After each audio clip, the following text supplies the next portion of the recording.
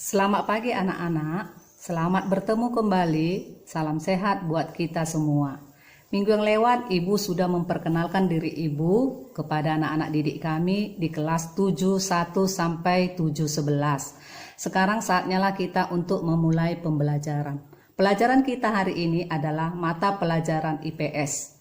Pokok bahasannya adalah manusia, ruang, dan lingkungan. Sedangkan subpokok bahasannya ada 3, yaitu A. Interaksi keruangan, B. Posisi wilayah Indonesia, C. Potensi sumber daya alam Indonesia. Namun hari ini Ibu belum menjelaskan subpokok bahasannya. Kali ini Ibu akan membahas pokok bahasan atau materinya saja. Tujuan pembelajaran ini yaitu 1. Memahami konsep ruang atau lokasi, distribusi, potensi iklim, bentuk muka bumi, geologis, flora dan fauna, dan interaksi antar ruang di Indonesia serta pengaruhnya terhadap kehidupan manusia dalam aspek ekonomi, sosial budaya, dan pendidikan.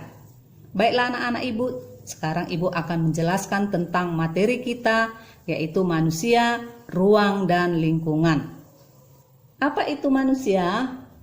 Sederhananya manusia adalah hewan yang diberi akal dan pikiran. Secara etimologi, kata manusia berasal dari bahasa Sanskerta, yakni kata manu, dan bahasa Latinnya yakni mens, yang artinya berpikir, berakal budi, atau makhluk yang berakal budi, atau mampu menguasai makhluk lain. Manusia atau orang dapat diartikan berbeda-beda dari segi biologis, dari segi rohani, dan dari segi istilah kebudayaan. Secara umum, manusia adalah kombinasi dari unsur-unsur roh atau atman, jiwa, pikiran, dan prana atau badan fisik. Dan manusia mempunyai akhlak, yang artinya watak, kelakuan, tabiat, perangai, budi pekerti, tingkah laku, dan kebiasaan. Jadi ada 3 makhluk hidup yang diciptakan oleh Tuhan, yaitu manusia, hewan, dan tumbuhan. Dan ketiga makhluk hidup ini mempunyai perbedaan lagi. Kalau manusia mempunyai tulang belakang sama seperti hewan, tapi hewan ada juga yang tidak mempunyai tulang belakang, sedangkan tumbuhan tidak ada. Kemudian ada lagi perbedaannya, ada 3 perbedaannya. 1, kalau manusia dan hewan bergerak aktif, sedangkan tumbuhan tidak. Yang kedua, manusia bernapas dengan paru-paru sama dengan ikan. Tapi ikan ada juga tidak bernapas dengan paru-paru, dia bernapas dengan insang. Ketiga, reproduksi atau cara berkembang biaknya juga berbeda-beda.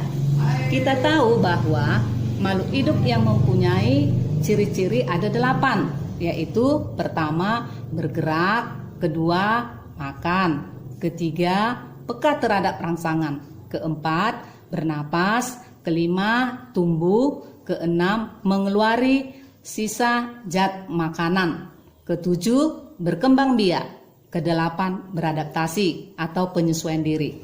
Oke anak-anak, sekarang mengenai ruang. Ruang secara umum adalah sebuah tempat di permukaan bumi, baik secara keseluruhan maupun hanya sebagian saja yang digunakan untuk tinggal. Ruang tidak hanya sebatas udara saja, tetapi termasuk juga wilayah perairan dan lapisan atmosfer yang mempengaruhi permukaan bumi. Jadi, sungai, laut, danau, gunung, lembah, bukit itu termasuk ruang. Oke, sekarang kita membahas mengenai lingkungan. Secara umum, lingkungan adalah semua benda dan kondisi yang termasuk di dalamnya, manusia dan aktivitasnya yang terdapat dalam ruang, di mana berada dan mempengaruhi kelangsungan hidup serta kesejahteraan hidup dan jasad reniknya. Jadi, Lingkungan bukan saja di sekitar kita tinggal.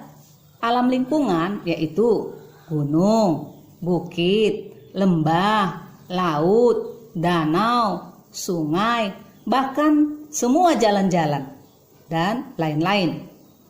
Bangunan, contohnya rumah, kantor-kantor, pabrik-pabrik, dan banyak lagi. Banyak lagi mengenai bangunan. Oke anak-anak, sudah mengerti apa yang Ibu sampaikan pada saat ini?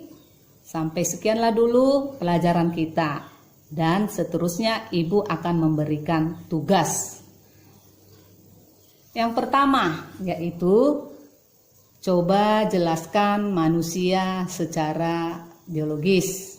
Yang kedua, coba jelaskan manusia secara rohani. Yang ketiga, coba jelaskan manusia secara kebudayaan. Yang keempat, coba jelaskan 3 elemen pembentuk ruang.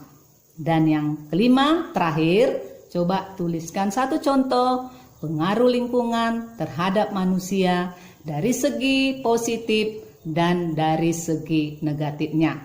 Oke, Ibu tunggu PR kamu nak ya. Selamat belajar dan selamat siang.